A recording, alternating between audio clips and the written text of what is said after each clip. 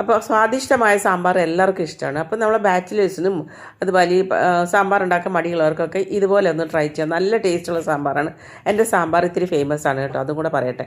അപ്പോൾ ആദ്യം തന്നെ ഒരു 1/4 കപ്പ് പരിപ്പെടുത്തിട്ട് വെള്ളത്തിൽ ഒരു 15 മിനിറ്റ് വരെ കുതിർത്ത് വെച്ചു. എന്തിനാണെന്ന് വെച്ചാൽ കഷ്ണത്തിൻ്റെ കൂടെ കറക്റ്റായിട്ട് വേവാനായിട്ടാണ്. എന്നിട്ട് അതിൽ കൂടെ നമ്മൾ കഷ്ണങ്ങൾ ഇടുകയാണ്. ഞാൻ ഇട്ടിരിക്കുന്നത് ഒരു പിടി ചെറിയ ഉള്ളി, ഒരു സബോള, ഒരു ഉരുളക്കിഴങ്ങ്, ഒരു ക്യാരറ്റ്, ഒരു തക്കാളി, 2 കോവയ്ക്ക, ഇത്രയായിട്ടുള്ളൂ. അതെല്ലാം ഇട്ട് ഉപ്പും മഞ്ഞൾപ്പൊടി ഇട്ട് 1 ടീസ്പൂൺ മുളക് പൊടി ഇട്ട് അതൊന്ന് വിസിലാണ് പാകത്തിന് അത് മുങ്ങിയ വെള്ളം വെക്കണം കേട്ടോ, അല്ലെങ്കിൽ അടി പിടിക്കും. അത് മുങ്ങി ഇത്തിരി ഒരു ഇഞ്ച് മുകളിലേക്ക് വെള്ളം നിൽക്കുന്ന വിധത്തിൽ വെക്കണം. അത് കഴിഞ്ഞിട്ട് അത് നമ്മളൊന്ന് വേവാൻ വയ്ക്കുക. അതിനിടയ്ക്ക് നമുക്ക് ഒരു ചെറുനാരങ്ങ, ഒരു നെല്ലിക്ക വലുപ്പത്തിൽ പുളിയെടുത്ത് വെള്ളത്തിലിട്ട് വയ്ക്കാം. പിന്നെ നമുക്ക് എനിക്ക് വേണ്ട ഇൻഗ്രീഡിയൻസ് എന്ന് വെച്ചാൽ 1 ടീസ്പൂൺ ഉലുവ, ഒരു ചെറിയ കഷ്ണം കായം. ചെറിയ കഷ്ണം വെച്ചാൽ വിരൽത്തുമ്പിൽ അത്രയ്ക്കേ ഉള്ളൂ. ആ ഉലുവ എടുത്തിട്ട് നമ്മൾ ഒരു ചീഞ്ചട്ടിയിൽ എണ്ണയൊന്നും ഒഴിക്കാണ്ട് ജസ്റ്റ് ഒന്ന് വറുത്ത് പടപടവാന്ന് പൊട്ടുമ്പോൾ തന്നെ നമ്മളത് മാറ്റി വയ്ക്കണം. അത്രേ പാടില്ല, കരിയാൻ പാടില്ല. അത് കഴിഞ്ഞ് നമ്മൾ അതിലേക്ക് 1 ടീസ്പൂൺ വെളിച്ചെണ്ണ ഒഴിച്ച് ഈ കായത്തിന് നല്ലപോലെ 2 പുറം അരച്ചും തിരിച്ചിട്ട് ഞെക്കി അവനെ ഡ്രൈ ആക്കി എടുക്കണം. എന്നാലേ അത് പൊടിയുള്ളൂ. പൊടിഞ്ഞാലേ അത് നമുക്ക് കായപ്പൊടി ഇതിൽ ചേരത്തുള്ളൂ. അങ്ങനെ ഇത് രണ്ടും കൂടെ ഒന്ന് മൊരിച്ചെടുത്തിരിക്കുകയാണ്. അത് കഴിഞ്ഞ് നമുക്ക് ഇടികല്ലിലിട്ടിട്ട് നമ്മൾ നല്ല പോലെ പൊടിക്കുക. ആദ്യം തന്നെ ഇടിച്ച് പൊടിക്കുക.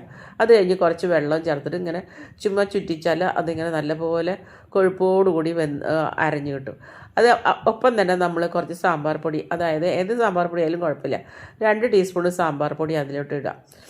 അതിലിട്ടിട്ട് ഇതുപോലെ വെള്ളം ചേർത്ത് ഒന്ന് ക്രഷ് ചെയ്തിട്ടെടുക്കുക. അത് കഴിഞ്ഞ് അപ്പോഴത്തേക്ക് നമ്മുടെ കഷ്ണങ്ങളെല്ലാം അടിപൊളിയായിട്ട് വെന്തിരിക്കുകയാണ്.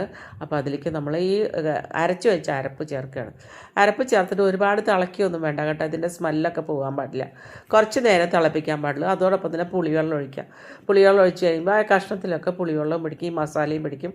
അപ്പോൾ നമ്മളൊരു പച്ചമുളക് ഇടാൻ മറന്നു, 1-2 പച്ചമുളക് ഇടാം. ഞാനൊരു പച്ചമുളക് ഇട്ടിട്ടുള്ളൂ. ഒന്ന് നന്നായിട്ട് തിളച്ച് കഴിയുമ്പോൾ അതൊന്ന് കുറുകി വറ്റി വരും. അപ്പോൾ നമുക്ക് 1 പിടി കറിവേപ്പില ഇടണം. 1 പിടി തന്നെ ഇടണം കേട്ടോ. അത് കഴിഞ്ഞ് നമുക്ക് വറവിടാം. തിളച്ച് കഴിയുമ്പോൾ ഓഫ് ചെയ്ത് കുക്കർ അടച്ച് വയ്ക്കണം. അത് കഴിഞ്ഞ് വറവിന് വേണ്ടി 1 ടീസ്പൂൺ ഉലുവ, 1 ടീസ്പൂൺ കടുക്, 1/2 ടീസ്പൂൺ ഉലുവ, 2 പച്ചമുളക്, ഉണക്കമുളക്, ഇതെല്ലാം പൊട്ടി വരുമ്പോൾ നമുക്ക് 2 നുള്ളി കറിവേപ്പിലയും കൂടി ഇട്ടിട്ട് ഈ വറവ് നമ്മുടെ വെന്തിരിക്കുന്ന സാമ്പാറിലേക്ക് ഒഴിക്കാം.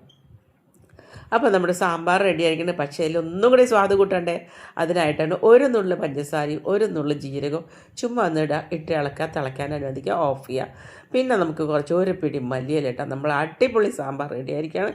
ടേസ്റ്റിയാണ്. ദോശ, മസാല ദോശയുടെ കൂടി ചോറിൻ്റെ കൂടിയൊക്കെ നല്ല ടേസ്റ്റാണ് കേട്ടോ. എൻ്റെ സാമ്പാർ സ്വതവേ എല്ലാവർക്കും ഇഷ്ടപ്പെടാറുണ്ട്. അപ്പോൾ എല്ലാവരും ട്രൈ ചെയ്യുക, നല്ല സാമ്പാറാണ്. അപ്പോൾ ഇതുപോലെ തന്നെ ഉണ്ടാക്കി നോക്കുക. എൻ്റെ ചാനൽ സബ്സ്ക്രൈബ് ചെയ്യാത്ത തീർച്ചയായും